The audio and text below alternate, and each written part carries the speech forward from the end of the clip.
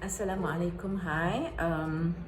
Kali ini saya nak kongsikan tentang bagaimana untuk kita mengawal kebimbangan.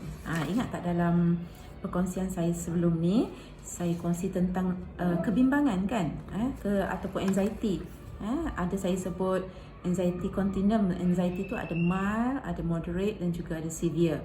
Mild itu yang biasa, yang moderate tu ialah yang disturbance, kemudian yang severe tu ialah yang disorder, kan?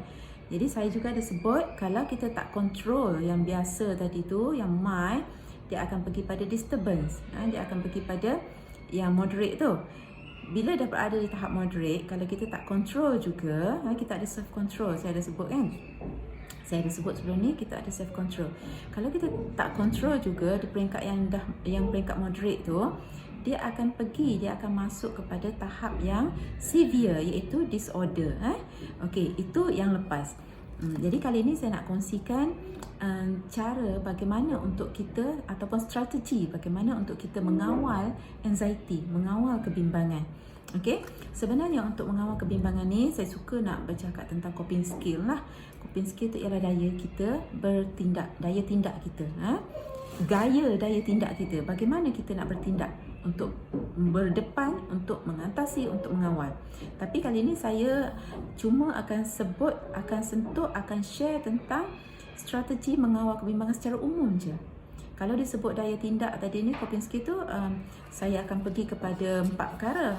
Yang pertama, kognitif, kemudian afektif ataupun emosi atau perasaan, kemudian behavior, kemudian coping skill dari segi spiritual, 4 perkara tu. Tapi kali ini saya akan share strategi mengawal secara umum saja dulu. Okey? Okey, baik. Sebenarnya dalam diri kita ni, dalam diri kita manusia ni ada 3 entiti. Entiti, bukan entiti yang tu. Okey, 3 entiti, iaitu yang pertama ialah kognitif. Kognitif tu ialah pemikiran. Yang kedua ialah afektif, iaitu perasaan ataupun emosi. Yang ketiga ialah behavior ataupun tingkah laku. Okey, baik. Sebenarnya afektif atau perasaan ni, afektif dengan behavior merupakan kembas seiras. Dia kembas seiras. Kalau afektif kita gembira, behavior kita akan react keadaan gembira. Perasaan kita, afektif tu perasaan kan. Kalau afektif kita tu gembira, behavior kita react gembira. React gembira macam mana? Dengan senyum yang melebar ataupun gelak, ataupun kita berjalan dengan enjoynya, dengan happynya. Itu react kita dari segi behavior.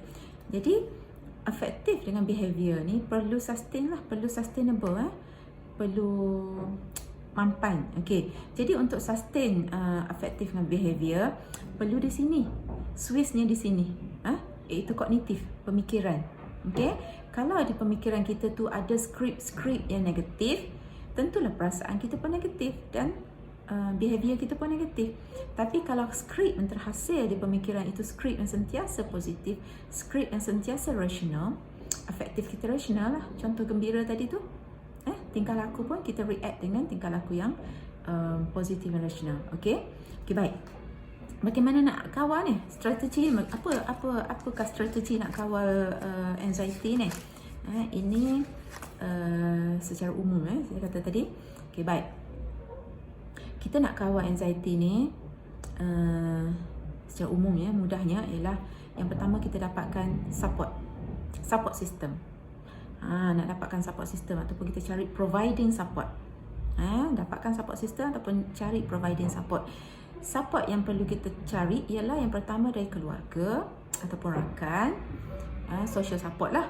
Kemudian yang kedua ialah tangible support, iaitu support sokongan yang nyata. Kemudian yang ketiga ialah sokongan maklumat. Okey. Sokongan sosial ni yang saya sebut mula-mula tadi, sokongan sosial itu dari keluarga ataupun rakan. Kalau kita berhadapan dengan kebimbangan, kerisauan, anxiety, kita dah kenal pasti kan. Dapatkan sokongan daripada orang-orang yang terdekat dengan kita, ahli keluarga kita. Kalau suami dapatkan support dari isteri, kalau isteri dapatkan support dari suami, kalau anak dapatkan support dari parents. Kalau suami isteri itu ada konflik, tak boleh nak support each other kan. Jadi dapatkan support daripada family lain, mungkin mak ayah, adik-beradik yang positif. Jangan adik-beradik yang dia pun ada masalah, yang positif. Ataupun rakan. Rakan pun kena make sure supaya rakan itu rakan yang boleh dipercayai, supaya tidaklah nanti apa saja yang kita share pada dia tu tersebar, berjalan. Kita cerita dengan dia, orang lain pun tahu macam mana kan. Okey. Jadi kena pasti recognize rakan yang macam mana, rakan yang kita boleh percaya. Kalau kita tak ada rakan, pergi cari kaunselor lah. Kalau di sekolah ada kaunselor, di sekolah ada yang ada kaunselor berdaftar, ada kaunselor yang dari kalangan guru bimbingan kaunseling. Apa pun mereka, sama ada guru bimbingan kaunseling ataupun kaunselor, tak apa, di sekolah jumpa mereka. Okey. Ataupun kalau rakan-rakan guru ni jumpa kaunselor di PPD, kita ada kaunselor organisasi kan. Okey. Cari rakan, cari social support. Okey. Kemudian sokongan nyata, tangible support. Sokongan nyata ni mungkin dari segi keperluan asas, mungkin kebimbangan sebab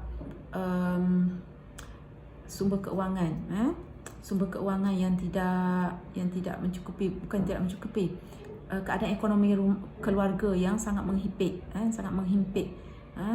perniagaan jatuh nak musim pandemik kan, berniaga secara kecil-kecilan ke secara besar-besar kan, memang ada dia punya impak kan, memang ada dia punya kesannya, sangat terkesan kan. Jadi katakan menghadapi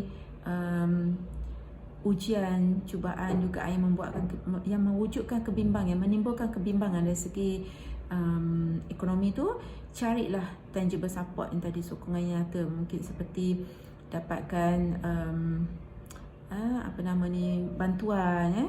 Mana nak dapatkan bantuan? Cari contohnya badan-badan kebajikan. Jadi di kawasan taman perumahan juga ada, di sekolah-sekolah pun ada untuk murid-murid yang berkeperluan, dari segi bantuan, sumbangan dan sebagainya. Okey. Jadi sebagai society juga, kita juga perlulah provide support tu kepada orang-orang yang memerlukan ni lah. Okay, mungkin mereka tidak tahu mana nak dapatkan bantuan. Jadi kita boleh guide mereka, kita boleh tunjukkan mereka jalan mana nak dapatkan bantuan. Okay, bukanlah bermakna kita yang memberi bantuan sepanjang masa, tak. Maksudnya kita boleh memberi maklumat, informasi di mana mereka nak dapatkan bantuan tu. Okay, kemudian sokongan maklumat. Kita yang kebimbangan ni, kita yang mengalami kebimbangan tu, ataupun you all yang mengalami kebimbangan tu, dapatkan sokongan maklumat. Sokongan maklumat tu maksudnya kita ada sekarang ni media sosial, kita ada sekarang media masa, senang sangat, petik je di hujung jari, cari maklumat macam mana nak kawal kebimbangan, macam mana nak dapatkan perasaan yang emosi yang positif. Dalam Google tu ada kaedah relaksasi, ada kaedah pernafasan, boleh ikuti untuk kita redakan kebimbangan. Okey. Berbalik pada sokongan tadi, kalau kita lihat sistem kekeluargaan kita sekarang ni, sistem kekeluargaan dalam komuniti kita, dalam masyarakat kita sekarang ni telah banyak yang berubah. Kalau dulu, kalau zaman mak-mak kita, nenek-nenek kita dulu, sistem kekeluargaan mereka sangat kuat, sangat kukuh, support each other kan, atuk, nenek, makcik, pakcik kan, support each other. Tapi sekarang ni sebab apa jadi macam tu? Sebab kita dah duduk berjauhan, dah berhijrah dari negeri A ke negeri B, anak sulung duduk kat negeri B, mak ayah kat negeri A, anak nombor 2 kat negeri C, dah jarak. Walaupun kita ada telefon, ada WhatsApp, maksudnya ada kemudahan komunikasi untuk berkomunikasi, tetapi tetapi keadaan itu tetap menjarakkan kan. Jadi sistem kekeluargaan sekarang ni dah berubah. Bukan kita Malaysia lah, di negara-negara lain juga sama. Sistem kekeluargaan kita dah mengecil, dah mengecil. Jadi kita perlu kekalkan sokongan sosial dari jiran, dari rakan-rakan dekat, saya kata tadilah, dari komuniti setempat. Jadi peranan kita sebagai komuniti juga perlu provide support itu kepada orang yang memerlukan lah.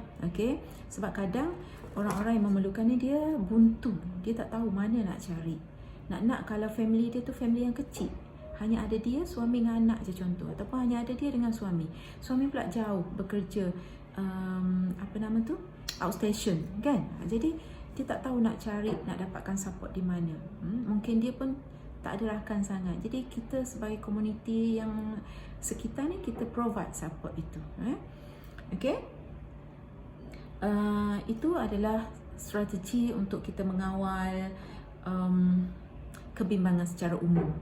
Nanti ada masa lagi saya akan kongsikan juga strategi coping skill untuk kita mengawal dan mengatasi kebimbangan ini.